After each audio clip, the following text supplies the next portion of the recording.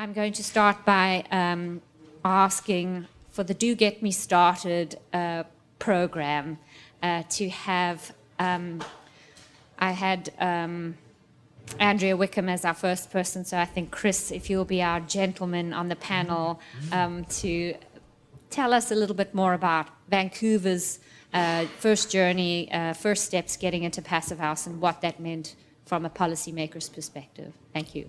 Yeah, I'd be pleased to. So the City of Vancouver, while presently we have 8 people on a team that work on removing barriers and putting in place incentives and assisting Passive House projects, we actually started with just 2 people, myself and Andrea, about 5 years ago. And we both worked just part-time. We had other roles, just part-time assisting Passive House projects. And initially, one of the first things we did is went out and talked to Passive House, the couple of Passive House projects, and by couple I mean certainly less than 4 or 5 single-family homes, to understand the problems or the barriers that we as a city had put in place with some of our regulations or requirements.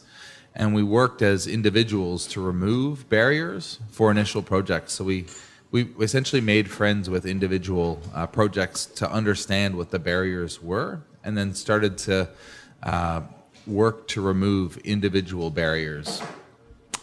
We removed barriers before we put in place any incentives or had any incentive programs like additional floor space, which we now have, or cash incentives for small buildings. So I just wanted to highlight that when we started, we started just off the side of our desks, so we didn't have a fully staffed team.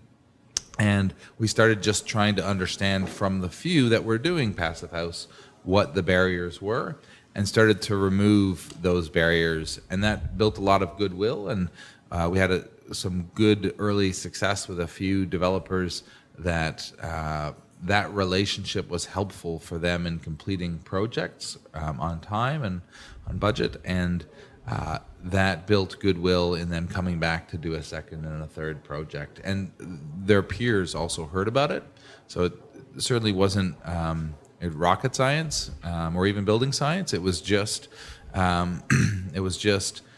removing barriers that existed to Passive House and understanding what those barriers were. So I'd say that was one of the foundational pieces. Each year, we'd also go out to industry, our local fenestration industry. British Columbia has about 30 fenestration manufacturers, so windows and doors. 30 manufacturers, and we presented to let them know about Passive House projects that existed each year, and also let them know, which they well knew, but let them know about how many local Passive House window and door manufacturers there were. Initially, there was just 1, and now there's 5. So we clearly articulated the business opportunity that grew year over year. And so while some councillors support green buildings, and many address and support addressing climate change, all support growing the green economy, and no one disagrees with growing local business. And so we also invited in export businesses that exported a growing percentage of their product, so their windows and doors, to talk about how the Passive House side of their business was growing. And I remember I knew things were working well when I attended a presentation in Portland in Oregon, and they were talking about the need to stop importing windows from foreign countries, and the country, of course, was Canada. And it was a BC window manufacturer. So building the green economy was sort of part of the early support for our efforts as well. So when we presented to council, we had someone from the business community as well as the development community come out to speak. So councillors could clearly make the link, which is not always immediately apparent. Fantastic, Chris. And I remember the second NAPHN conference in Vancouver in 2014, I guess that was, sitting on the panel with the local policymakers and encouraging the audience to go and support the efforts being made at City. So it's fantastic to see the acceleration in Vancouver by partnering with the local implementation arm, that the army that we represent of implementers. Thanks. So our second panelist is Gina Bokra from the City of New York. So Gina, if you can give us the overview of how New York kind of identified Passive House as a pathway that you wanted to help grease the skids for, and what that was like for you as a policymaker and as the city. Sure. So I think overall, New York City has set a goal of an 80% reduction by 2050, and we began to realize early on that the code was not going to get us there on the trajectory that we've been on over the last few code cycles. So we started to take steps to move us in the direction of a much more aggressive energy code and energy targets for buildings. And I think one of the biggest moves that was made by the city was Local Law 31 of 2016, which obligated the city, after having a policy in place for several years of requiring LEED certification for buildings, to move towards a much more aggressive energy target. I mean, LEED was not getting us there. It was actually behind where we were with our regular energy code. Now that transition has begun to happen with the LEED rating system, but the energy target still wasn't aggressive enough to support our overall carbon reduction goal. So the reason to do that was twofold. We have to hit those carbon targets for the public building portfolio in New York City earlier than the private sector. And so we needed to make that transition of an aggressive energy goal for city-owned properties. But then we also wanted that to become the mechanism to prime the private sector in New York City for that same type of energy target later on, which, as John has shared, is our 2025 code, which will have an energy target for buildings 25,000 square feet and greater that is very consistent with the Passive House performance. So we have some legislative mechanisms that have come into play. Part of what has helped us do that is that we do have our own energy code in New York City, and not all jurisdictions have the authority to do that. So you have to try and find ways to either encourage the jurisdiction or the regulatory authority over your jurisdiction to move towards a more aggressive code. Which is something that we've talked last year at American Institute of Architects conference about, how architects really need to get involved in the code development process, in motivating jurisdictions to go to more restrictive codes. And there are a lot of forces out there that are pushing up against that. Some states have seen their code moving backwards in recent years because of some of the market forces that are out there that are resisting this kind of advancement. And then on a more technical level, the Department of Buildings has been working with members of the Passive House community on barriers to try and remove them. So there are a few examples also outside of Department of Buildings.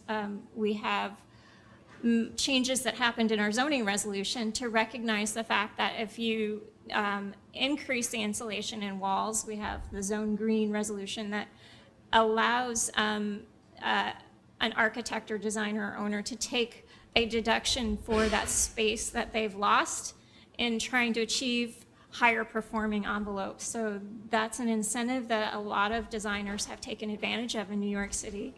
In addition, we found that there were some issues with things like outdoor intake and exhaust that really motivates Passive House designers to make the energy recovery systems work that were prohibited in our codes. And so working very closely with particular designers who came to us with that problem, we were able to come to a resolution that was initially done on a site-by-site basis.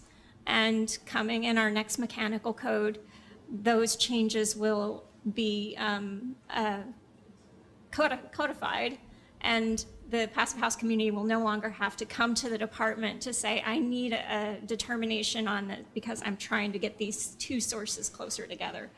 So there have been other instances where we've worked on a very close communication with a Passive House designer on a building by building basis as well. Thank you, Gina. Our third panelist today, pleased to welcome Emma Osmondson from the City of Exeter. The City of Exeter is probably the leading passive house city in the UK.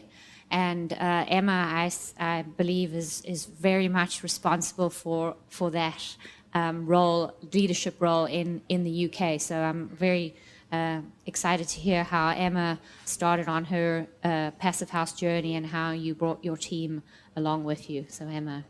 Thanks, Bronwyn. Well, I have been called a passive house veteran because we've been developing certified passive house buildings across the city now for 10 years. We were a very early adopter of the passive house standard, so I guess in many respects we're a pioneer. I think what makes us quite unique, though, is that we have no policy that mandates this for anybody within our city, and it's an approach that we take purely for our own development across the city. And our drive has been very much to be the yardstick and the leader of high-performing, low-energy buildings across the city, and to use our influence in terms of having the availability of land and finance to really showcase some examples of high-performing buildings across the city. And I guess our initial driver 10 years ago was really fuel poverty, and we were very much looking towards addressing housing need for our most needy social tenants. But what quickly realised from that was in growing our confidence in passive house, and we did that really through a combination of trial and error, educating our supply chain, working with contractors, but we were also able to formulate our own contractors framework. So we have an Exceed contractors framework, which is open to all public sector bodies. So other public sector bodies that are looking to build high-performing passive house buildings can use the expertise that we've developed within our supply chain. But I guess what we're seeing now in the UK in a wider context is that for the last 10 years, we've developed over 100 certified buildings across the city. We have a further 600 in planning or under construction, including the UK's first passive house leisure centre. But what we've been able to do is undertake quite a lot of post-monitoring research for those projects that have been completed.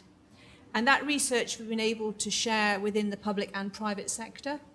So what we've seen is a gradual uptake of passive house across the UK, not just within the public sector, but also within the private sectors, as we've been able to produce credible evidence to not only demonstrate the performance of these buildings, but also credible evidence to show the business case and the whole value argument for actually investing in high-performing buildings in the first place. So I guess we used our position as a public body to showcase passive house, but what we have seen is that we've grown our own confidence, and we've been able to share that confidence and that learning on a very local, regional, national, and more international level. In terms of where we started out from, I guess you find in most public sector bodies there normally is a catalyst or a maverick or somebody who's slightly hinged. I guess you could say that was me, but we did start small. There was two of us within our team. Our team isn't much bigger. We have about 6 members of staff within the team. But what we do is we work alongside our partners. So we work with our private sector consultants, and we've done a lot in terms of educating them, not just the architects, but also the project managers, the cost consultants and the quantity surveyors, the engineers. And this is all very important to ensure that we can provide passive house at a very cost-effective level. So it's been a 10-year journey. It feels as if we're only at the beginning. The climate emergencies that have been announced across the UK are giving a lot more attention to what we have been developing over the last 10 years. And certainly at a governmental level, the UK government now are looking at bringing forward new housing standards for 2025. And we have had a significant number of visits to our completed projects. And we do think that they have formed a strong guidance towards those future standards that will be then policy across the whole of the UK from 2025 onwards. So grassroots level, very much bottom up, but certainly we're now upscaling and we're bringing people on this journey with us. So we've gone from seeing 10 years ago, we had one passive house project in the UK that was completed in Wales. We now have over 1,000 passive house projects across England and Wales. Thank you. Wow. Well, those are three fantastic examples, and what I'm extracting from those narratives were remove the barriers, identify the code gaps, and lead by example, which I think are very good ways to get on board, but very salient points for other jurisdictions to really look at. The Exeter example, I didn't even realize that you didn't have a code mandate to do this. It's purely internally driven.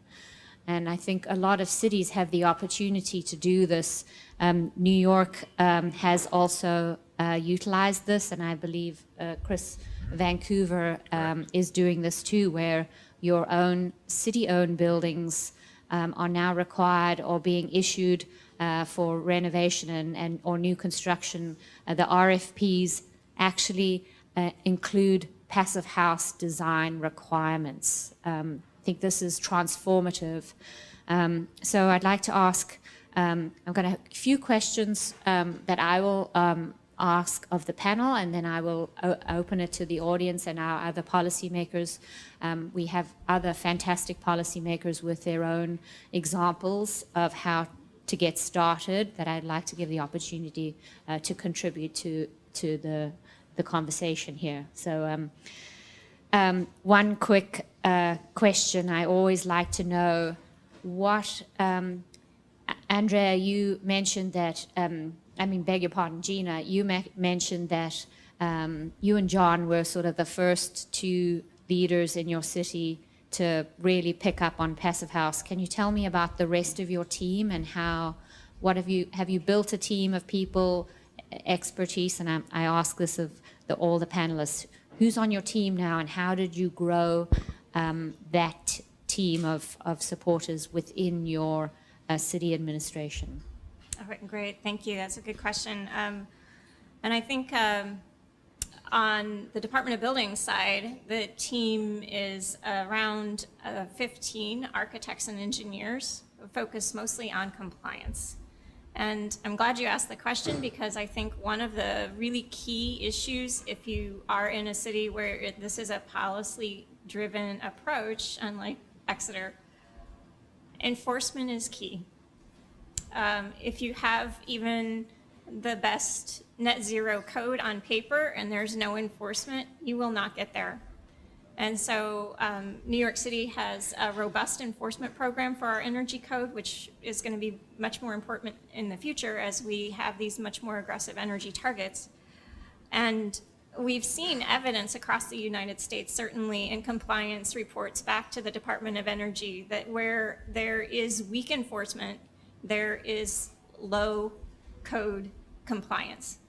And we have to change that trend everywhere that we can. So it's very important that architects and engineers, policymakers, really stress to jurisdictions that enforcement of whatever code is on the book is really very important to invest in that infrastructure. And New York City has invested in it. So our program is probably one of the largest teams in the United States because of the volume of projects that we address. But every community has this need. And we see a lot of large cities across the United States that don't have that kind of enforcement, and it's really necessary. So that Can you that speak infrastructure to is there. specifics about the team, for the enforcement team? Are you going to cover the specifics about the enforcement? Because I think that's Sure. really important to Right. know the details. And this is where we have the enforcement of our team on the compliance side of 15 architects and engineers who are trained to look at the details as projects come in and they want a permit, and they review them and give them feedback. So it is sort of a default education program. And where it breaks down for the city of New York, and we're trying to change things, is that on our enforcement side, where we have inspectors that actually go out and see what's happening in the field, we don't have the same level of compliance that we see on paper. So that's very important. It has to be on both sides. Before permit, we have that really robust review. And then after the permit has been issued, what's happening in the field, as many passive house practitioners understand, it's really challenging to make sure that all of those details are followed through in construction.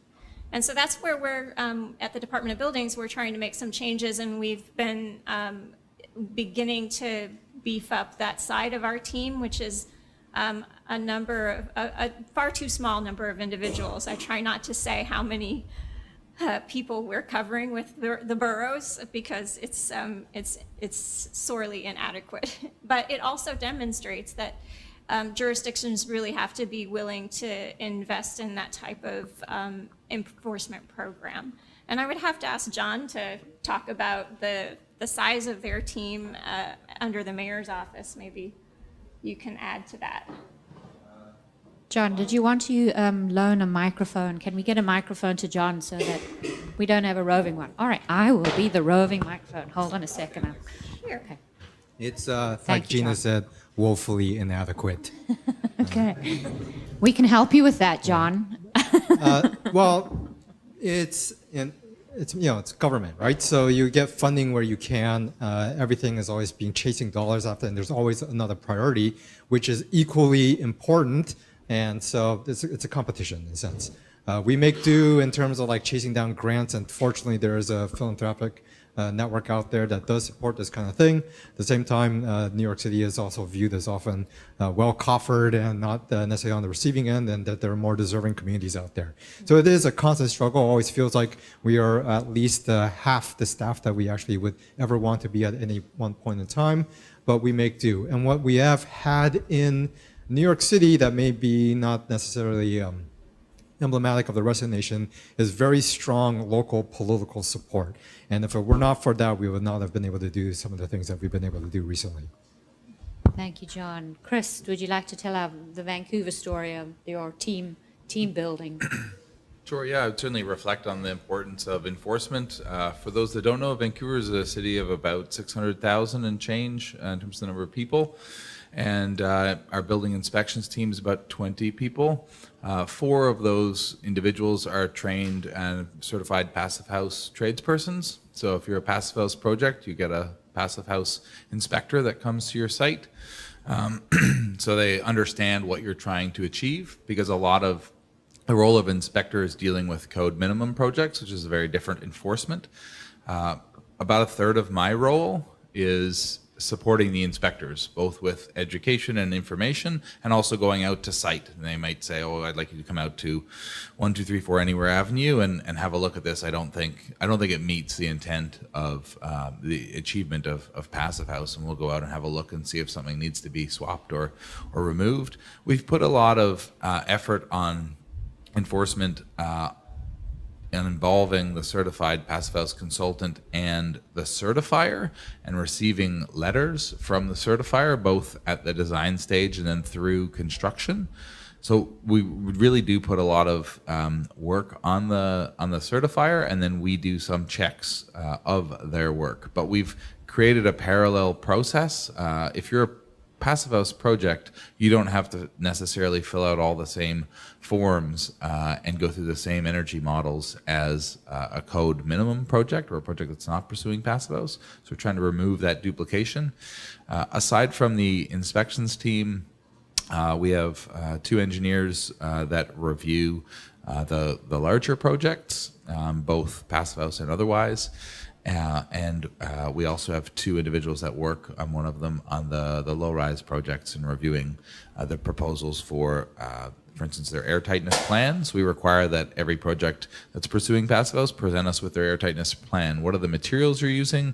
What individual trades will be involved, and who's ultimately taking responsibility for the air barrier? We really want to impress upon that as an early piece on enforcement and ensuring that there's a high likelihood that they'll achieve passive house. We have had, if we have 45 projects that are underway, there's certainly one multifamily project that missed their passive house targets, but it was sort of an honest miss, instead of 0.6 or 0.72, and it's still a super insulated building.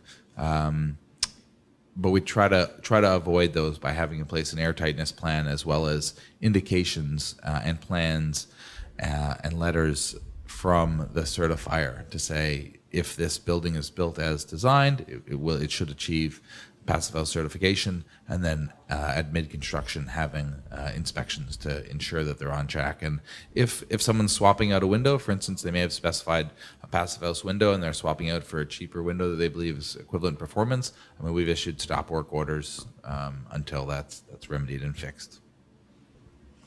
Thank you, Chris. I think the City of Vancouver is really exemplary in terms of the internal education that's been provided to the staff and the both planning and inspection. So it's a fantastic example. Can I just touch on that? So one thing that Andrea's been, Andrea Wickham, my colleague's been a real leader in is on the education for staff. And so we've had hundreds of staff that have gone through the one-day Passive House course. And we also support staff with funding if they want to go through the 5-day course and write either the Passive House consultant exam or designer exam or the tradesperson exam. And so our end goal is for every person that a project Passive House project deals with at the city, for that individual to have one of those designations. So the inspector to have the trades designation, the planner to have the consultant designation, if they're dealing with an engineer, to have the designer designation.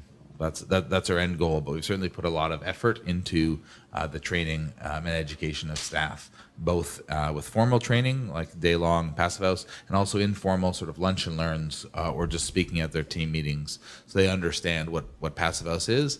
And one thing that helped, and it wasn't planned, but our very first Passive House trade certified inspector was promoted to the manager of the inspections team. So it wasn't intentional, but it sent a very clear signal through the organization that if you're interested in advancing, Passive House is something that the city is focusing on, and you might want to consider it as well. Thank you. Emma, would like to tell us about your internal team and how you've built that out. Okay, so we have a very modest team in Exeter. I guess what our role is very much to mobilise and act as a catalyst to work with our private sector partners. So we talk a lot about education. Our role has been to really encourage the private sector developers, contractors, suppliers in terms of tradespersons to get qualified, to get experienced in Passive House. So what we see our role very much in being at this moment in time before it becomes a policy is to generate the business. So we generate a pipeline of projects that is of commercial interest to the real world.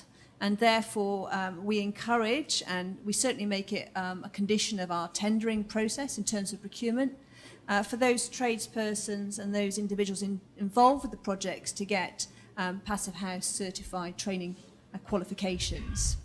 There are more practical issues of what we do in terms of our procurement process to ensure that we disseminate learning, because there is a terrible loss of knowledge from people within organisations down to those actually applying perhaps the airtightness barrier on site level.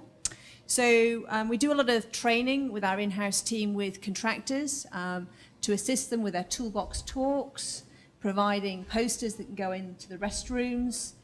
We also take in an idea that we got from Thomas O'Leary from his Passive House training in Ireland. We use supermodels, not the type that you're probably thinking about. But we, yeah, Thomas. But we, particularly where we've got complex buildings or buildings where there could be a not particularly familiar detailing for non-Passive House contractors, we produce supermodels that are cross sections, and then we bring those onto site or prior to site commencing, so we can really educate people in the practicalities of what they're building. But what I would say is we do see our role as supporting designers very much for designing out all those nasties that are quite often linked to Passive House buildings. So by having a very educated and experienced design team, including the engineers, what we find is that they can simplify Passive House design. So we can mitigate the risks that are usually costed by contractors with additional percentages by designing those out. So we have very much simplified designs. We now have built up 10 years worth of standard design details, and we're able to share those with everyone across the industry. So I think there are a number of ways in which we can educate people further. And I guess until we do have a policy in place, we have the luxury of not having to pay for enforcement. So our role is very much to invest in educating, sharing learning, and building confidence in those people who want to be involved with Passive House projects. Thank you. So I'm going to ask the panelists one more question, but I would like you, policymakers, if you have a question, if you can actually just pop your sign, I don't know if it holds up like that, and indicate that you have something to contribute. Hopefully it'll stand up, not like mine. Just easy for me to identify that you would like to make a contribution, so I'll come back to you. And then we can hopefully take one or two questions from the audience as well to our panelists.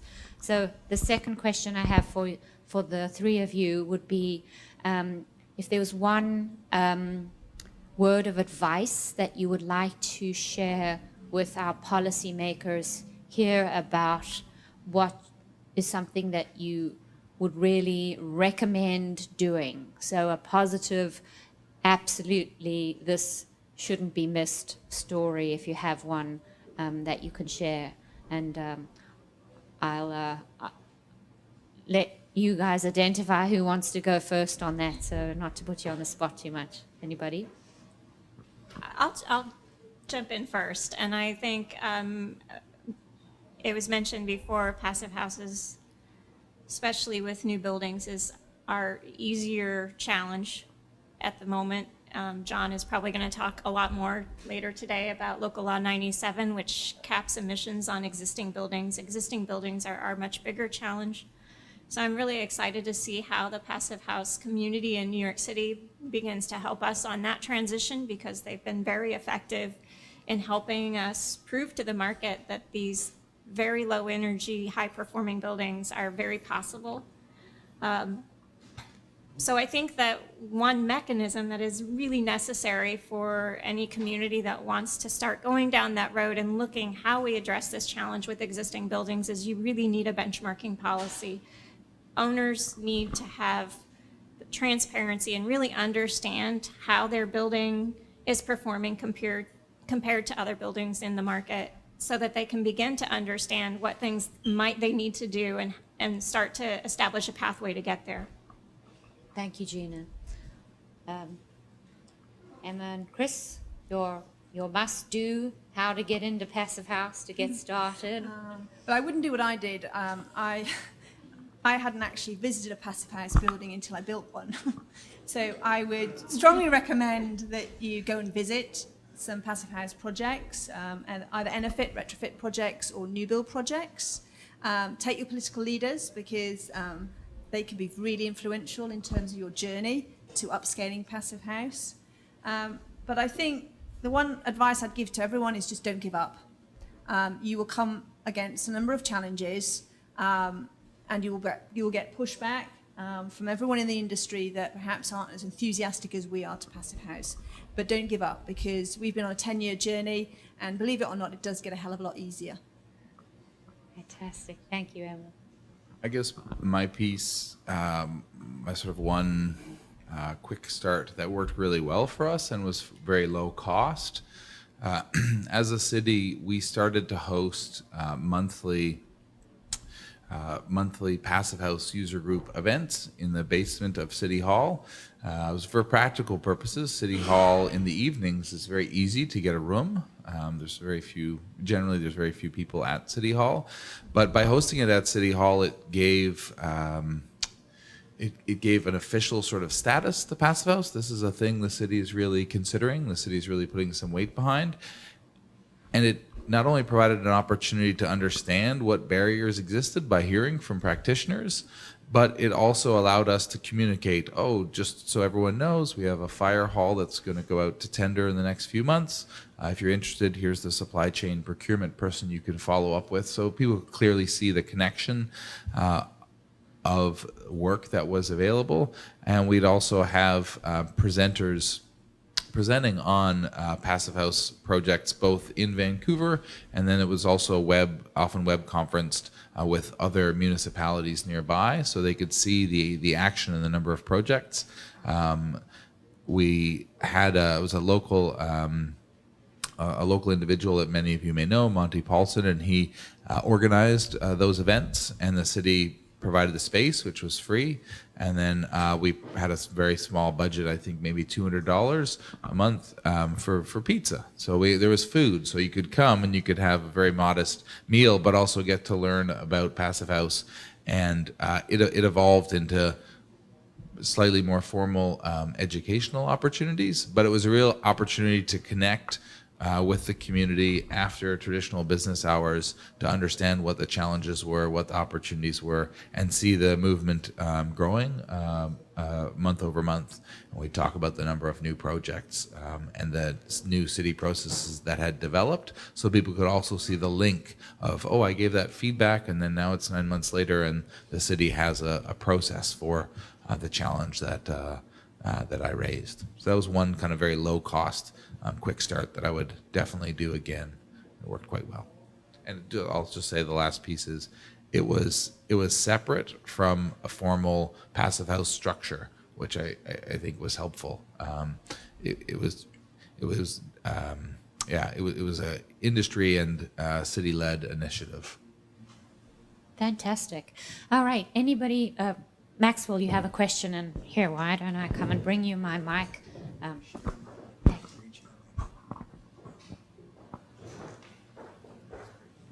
Thanks very much. So, thanks very much. This is great. I'm even learning from people I see all the time, like Chris. I have a pair of questions, and so please feel free to answer whichever one you feel like you have a better sense of. One is on the enforcement side. I'm wondering if you could talk a little bit more about from what it was before to what it is now. What are some of the changes that you've seen when it comes to plan reviews and inspections? And then on the other side, the concept of the integrated design process. And as you're going through your own procurement, have you found ways to try to shift towards these more integrated approaches that allow for more cost-effective, better solutions? Thanks. Can I start?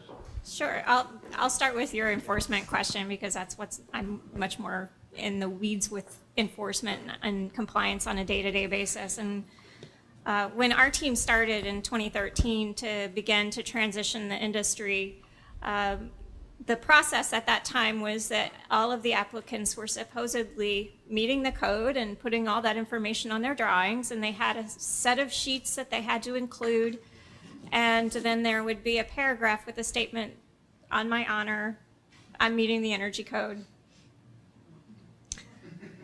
And so we started auditing, and we began to find that what we saw in New York City was fairly in alignment with what other states had done in their compliance. I believe New York State's first compliance study showed that about 60% or so of residential buildings met the code after construction, so 40% or so did not. And on the commercial side, it was the opposite. It was much worse. It was only 36% of buildings were found to be compliant with the energy code. And that was, I think, conducted around 2012. So the good news is that as we implemented the program, and in 2014, applicants had to submit a second set of drawings. They had to get a mandatory review of the energy code and resolve all of their objections before they got a permit. We have seen compliance before permit go up drastically. We've been able to go through the process of reducing the objection sheet standard comments that we give because the industry is catching on to the things that we look for. The quality of the submissions is much better. So on the compliance side before permit, we've seen a real improvement. Now, as I mentioned, on the enforcement side, when we send inspectors out, we have a third-party inspection program in New York City because we have, for projects that really are impacted by energy code compliance and have high risk, there are between 5,000 and 6,000 new buildings and major alterations of buildings in New York City every year, and between 40,000 and 50,000 alterations, minor nature, in New York City every year that are subject to the energy code. We couldn't possibly have an inspection team to get out to all of those. So that's where we're focusing right now. How we change our efforts is to figure out ways to really optimize what we do with our staff and our resources and try and improve what we see happening in the field. So that's how it's changed over time. Yeah, and I would say from Vancouver, one of the changes that we implemented prior to the embrace of Passive House and prior to focusing on energy efficiency as much as we have, prior to that, there was much more sort of take it on your word in terms of the energy performance of, for instance, windows and door products. Now, you asked about plan review, Max. One of the items on the plan review is to review the stated U value or the installation value of the windows proposed. And then the inspectors, when they go out to site, they're looking for that performance value on the windows.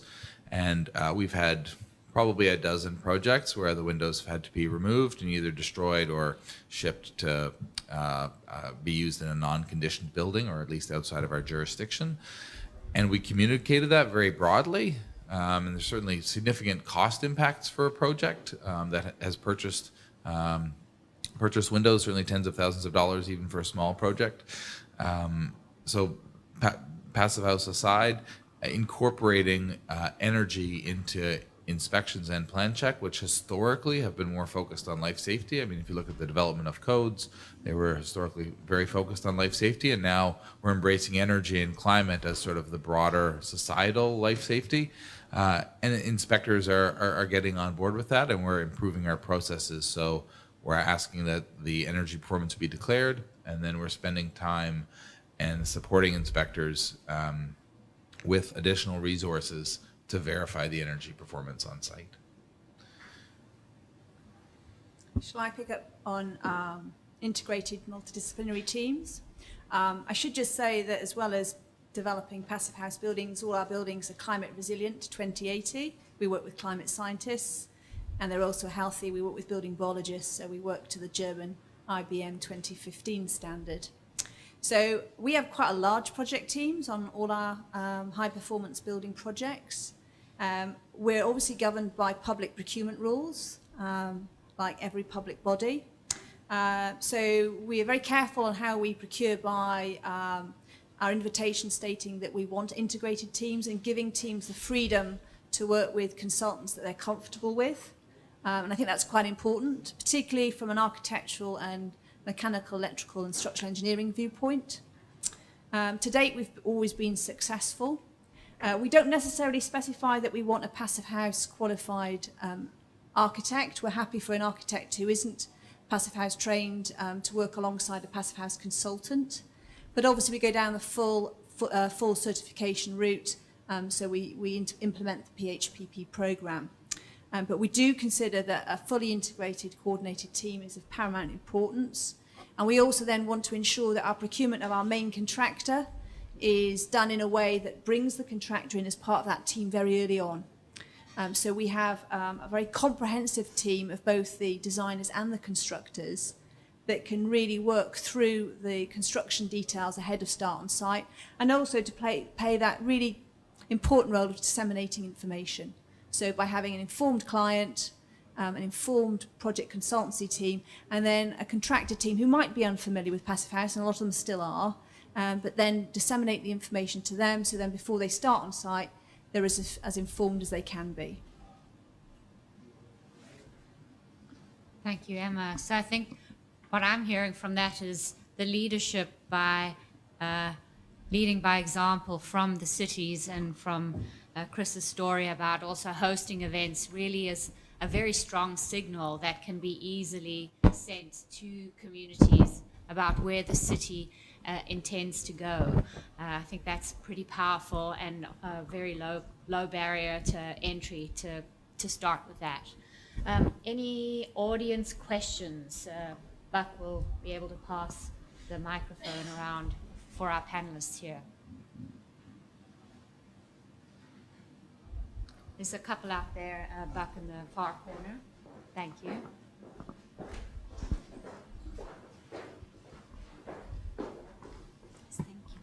How do you evaluate the performance for the building? How do you evaluate that? Okay, so Because- for our first generation of Passive House, we did a 2-year research study, which was government funded. It was independently done, we didn't do it ourselves. So ways in which we were looking at the performance of the residential homes at that time was obviously we had metering in to have a look at our energy usage. We had carbon dioxide monitors in place to measure air quality. We had some qualitative research in terms of one-to-one interviews with our residents. And we then had temperature sensors in the rooms internally as well as temperature sensors externally. They were downloading data every 5 seconds, and then that was taken across a 2-year time period. Our project was part of a much wider national project that was government funded, so they could compare and contrast other supposedly high performance buildings across the UK. I'm pleased to report that Passive House outperformed all the others. And we've been monitoring those buildings now for the last 10 years since they've been completed, and those projects in particular are still performing to the Passive House standards as we envisage them to be. Thank you. If you can pass the mic to the gentleman at the end. I guess it's more towards Emma. What is the predominant project delivery method in the UK? And do you find the IDP works equally across the different project delivery methods, or does it work more so for any given one? Project delivery, design, build, bid versus Okay. Yeah, sorry. fast track I've just had the versus whatever. translation. Yeah, so so in the UK, we have different contract types. Typically for large capital projects, there is a preference for what we call design and build contracts. Most of our early Passive House projects, though, we delivered through what we call a traditional form of contract. So it was fully designed, fully specified, with the construction details in place, and with a full cost plan. As we've become a little bit more sophisticated with Passive House and a lot more knowledgeable, we are flipping some of our multi-million-pound schemes to design and build contracts. But I would say that the design and build approach is slightly different to conventional model in so much as most of the design is complete. Certainly anything that's got any Passive House important elements attached to it. So it's kind of what we would call a modified design and build contract, but we would still allow the contractors some freedom with some aspects that really don't particularly affect the Passive House performance it implements. I'm not sure to what extent you're involved with city contracts. Again, the idea of usually most of our contracts are design, build, bid, which then means that the job is then contracted out after the documents are fully prepared. Again, I see a conflict with that and the IDP process to some degree. I'm not sure if you have any comments on that. Because that it would certainly imply having the contractor get on board earlier in the process, and then the question of, you know. Yeah, certainly there will be instances, for example, the design and build, then our design team is novated across to the contractor. So the design team would have been originally appointed by us as the client, and then we transfer that design team with their knowledge over to work for the contractor. Now, what we're finding in the UK is that there is a real appetite from contractors to actually to learn Passive House and adopt Passive House because of the commercial opportunities, particularly with the climate emergency. Therefore, I guess we have a different attitude in the UK where contractors generally are a lot more positive and maybe a bit more proactive in working with a novated team and getting Passive House right first time. I think it's just more aligned to the fact that we're not mandating it at this moment in time, so it's more of a carrot approach as opposed to a stick. That will change, though. Thank you. Any other audience questions before we head towards wrapping up? We're coming to the end of the session time. Tomas, thank you. Sorry, I couldn't see the... Kind of observation and a comment, a question, I should say. So we've been doing passive house for social housing in Ireland for quite some time, and if you put an enthusiast tree hugger in a passive house, they'll make sure everything works fine, they'll change the filters, you know, but if you put somebody, maybe somebody who coming from low income background, they see this ventilation thing as costing money, and the temptation is to put it on eBay or shut it off or whatever. So what we're doing on social housing projects is there's a 3-monthly maintenance visit, and the county councils are buying into that, so they're paying basically, this is for single family or decentralised ventilation system. If you have centralised ventilation in an apartment, it's different. So in doing that, basically the home is visited every 3 months, the filters are checked, they're changed if necessary, and you know, you're putting people into very, and I live in a passive house, as you know, so you're putting people into a very sealed up environment, and if they shut off the equipment or sell it or adjust the thing, you know, things can go a little bit wonky. So I suppose my question is, what kind of measures are you thinking about, let's say, once you get over the honeymoon period and people are, you know, you get past the early adopters, you get, you know, and you get to the mainstream, how can we ensure that people have a kind of prolonged good quality of air in a kind of a very simple way?